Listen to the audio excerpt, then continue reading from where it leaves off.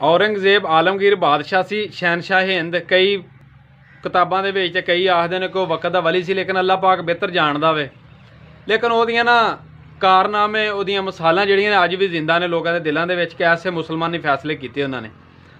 एक बजुर्ग उन्होंने कोल गया, उन्हें आख्या मेरिया 2 धियां जवान ने तो उन्होंने मैं शादी करनी है, बादशाह साहब मेरी इमदाद करो।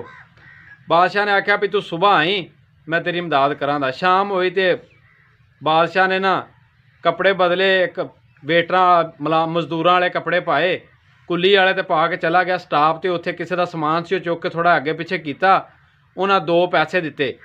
शाम को आया, 2 पैसे जेब च पा ले। बजुर्ग को सुबह का टाइम दिता सी जिन्हें इमदाद लैनी सी। वो बजुर्ग आए सुबह, उन्होंने 2 पैसे कढ़ के ते बादशाह ने देते। वो बजुर्ग चला गया, सोचण लग पिया भी मैं धियां वास्ते इमदाद बादशाह को लैन आया था, तो बादशाह खीरी मैनू सिर्फ 2 पैसे दिते ने यार। परेशान होकर तो जा रहा सी। जो शहर चों निकलन लगा ना, तो अगले पासे एक अनारां दी रेहड़ी लगी सी, तो बंदा अनार वेच रहा सी। उन्हें 2 पैसों का ना एक अनार लै लिया तो अपने शहर चला गया। जिहड़ा उहदा शहर सी ना, वो बहुत दूर सी। तो अनार उस तरह ही बांध लिया भी अच्छा घर जाके बच्चों को देंदा, बच्चे खा लैणगे।